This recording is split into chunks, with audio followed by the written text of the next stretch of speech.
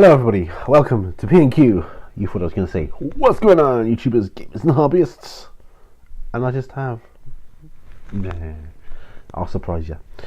Anyway, welcome to P&Q, the question and answer series where you get to ask me questions or put comments to me, or conundrums, or situational things, whatever. And you can do this one of three ways. You pop your comment, a question, or whatever it is down below in that comment section down there. It's kind of weird because I'm looking down my stomach as I do that. Or you can email me directly at miniwarzone@gmail.com. You'll get an anonymous response if you do that. I have one of those this week. Or you can make a video. And in that video, if you happen to ask me a question directly, or just to ask a question that people can answer in their Q&As, that's fine as well. And I pick it up, then I will use that too. I don't have any of those this week, but I do have one email. So I hit that first. There, I've hit the email. No, I haven't really. Yellow paper. I'm in a silly mood. I'm out here because got my boiler being worked on because the boiler, we didn't pack up. Well, I suppose it sort of did. Stopped the heating. The heating stopped and it was leaking and water everywhere. And although hot water was still available from the tap, which was good. But anyway, he's doing that right now. So hopefully it won't be long and it'll be sorted. We hope. Anyway, no, why I'm telling you all this, like you're going to be interested in a boiler. Anyway, Anonymous says, "Greetings, good sir." Good sir, that's a good start. I'm a good sir. I have a question. I thought you might. What is that whiteboard behind you used for? You mean that one under the paint chart? Just curious, wondering why you don't have it up on the wall. Keep up the great work and thank you for your videos. I use it primarily for the tabletop, primarily for role playing, Dungeons and Dragons, whatever. If you're going for a dungeon, I just get a dry wipe marker. Can't get my words out today.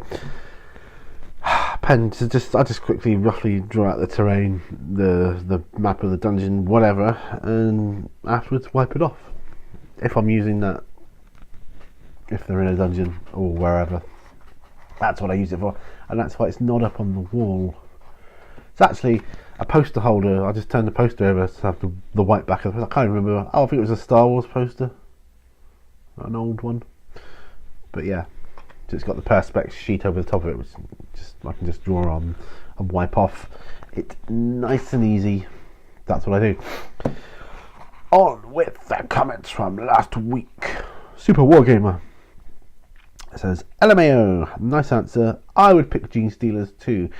Your situational question regarding who I would fight on an oil rig. Gene Stealers, two Gene Stealers, a Venom Thrope, or an alien from the film Alien. I picked Gene Stealers. I think they'd be the easiest. Even though there's two of them, I think they'd be the easiest one out of the three options there. Okay, moving on to Graham Collum. He says, "Stop yawning, man. You're making me yawn. Sat watching you." With a laughing face, I think that is. I wish I could, Graham. I wish I could. Nature of the illness, I'm afraid. Yeah. I can't. I just can't. I have a good night's sleep, like I did last night, and I wake up tired, like I need a good night's sleep. I'm constantly tired. It's not. It affects everything I do, pretty much. I mean, take this video for instance. This is the third time I've tried to do this, because I could cut and edit these. I prefer not to on the P&Qs. I prefer them to be just like there, roll the camera and off I go. But sometimes I yawn so much it's like, ooh, no, I'm feeling one coming on now and I'm fighting it. But yes, I'm sorry about the yawning. It annoys me too. It really does. But I really not much I can do about it, other than stop the video and start again, which I do frequently because of that. And a lot of the other videos I do, one I did recently, which looked like I was doing jump cuts on, well, I'm just cutting out the yawns and the and the all that kind of thing. I'll try and make it a bit better. So that's what it is. I prefer raw videos where you're just doing this. I'm sorry, I'm going to be yawning again. It's not easy. But anyway, I do try. I try my best. Crew Angela Silicus says, another triumphant P&Q. What skill do you wish you had that you currently do not have? And then in brackets, real world skills, not sci-fi skills. You know, I'm on yellow paper because I'm running out of white paper. So I'm on my yellow paper. I've got loads of different coloured papers from my karate days.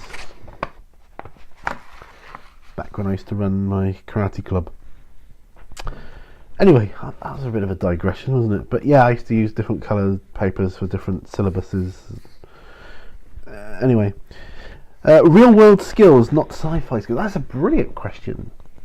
It's really good. But I've been giving it some thought.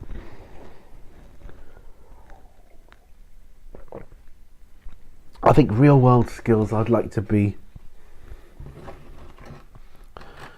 something like a carpenter or a builder. I'm thinking carpenter, you know, as a real skill to work with wood. I mean, I could put up shelves and things like that, but I can't really make them very good, not from scratch. So yeah, the ability to be able to work with wood that way, that would be the skill I'd choose, because I could do so much with that. So much. Yeah, that would be brilliant. I could transform our house, put decking out, you know, I mean in a good professional way, you know, I could do a really good job. I could transform the garden. Yeah, I'd love to be a carpenter. Decent one. Frost and Fists. Great show, my brother. Christmas time is upon us, my friend. Have you ever given a gift that you felt was so perfect that you nearly burst, waiting to reveal it? Share with us an experience or experiences like this. I have actually, and it's not what you think. A perfect gift. Right. How am I going to go about this? I need to set the scene, or put a bit of background.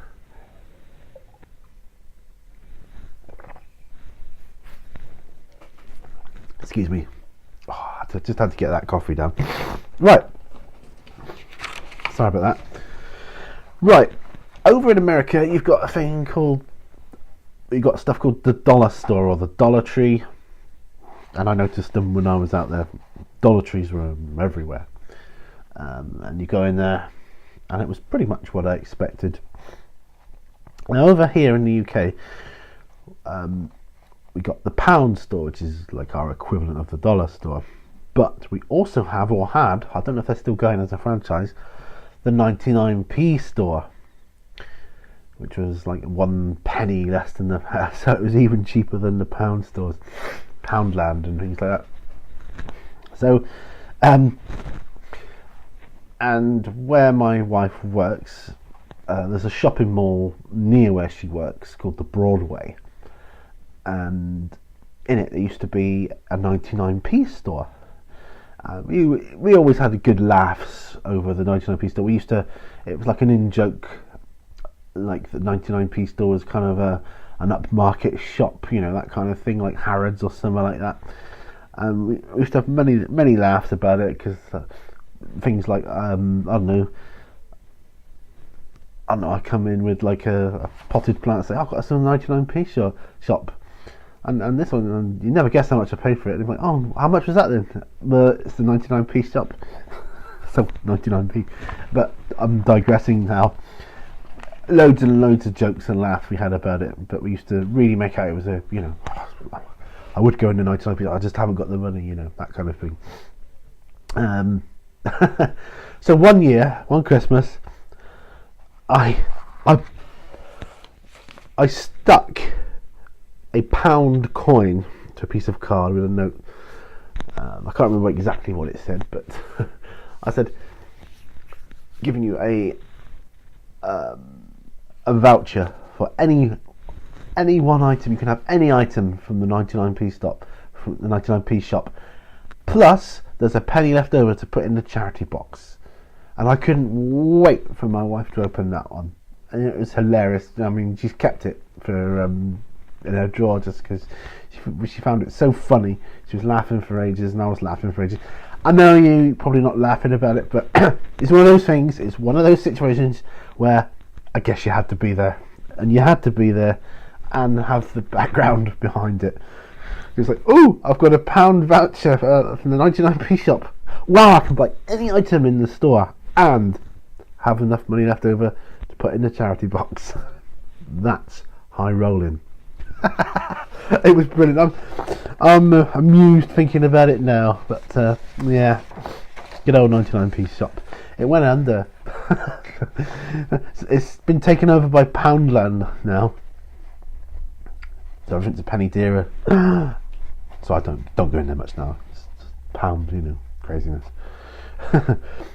Tattoo for you, he says. Good one, my friend. Hope you feel better, dude. I'm still a bit, as you might tell.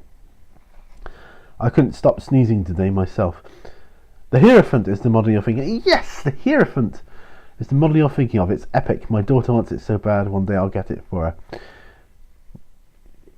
Yeah, the Hierophant. That is an awesome model.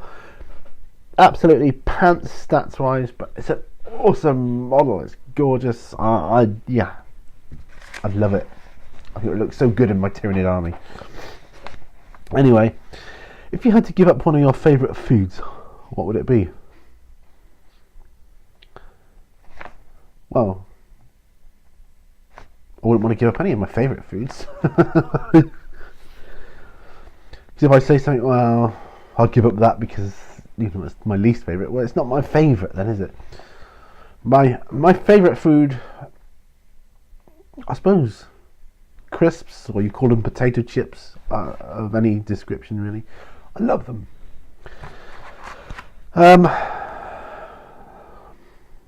Potatoes in general, I suppose, my favourite food, and I'd give it up because it's. I mean, I kid myself that I'm not eating potatoes now. I don't eat crisps or potatoes, but I do, and I eat sweet potatoes because I'm thinking, well, they're healthier, so I'll have sweet potato chips. It's still potatoes, so at the end of the day. But I'll say potatoes. That is my favourite food, and that is what I would give up if I had to. And what's the longest game of 40k you've ever played? Longest game.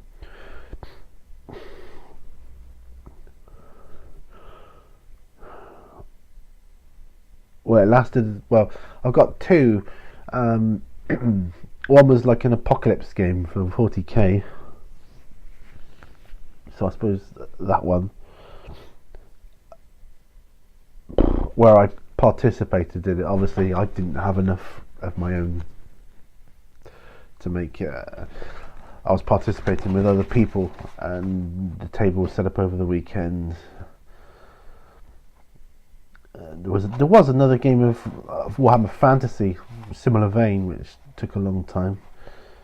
But I think that wasn't because it was such on a grand scale. It was just because we didn't really know what we were doing.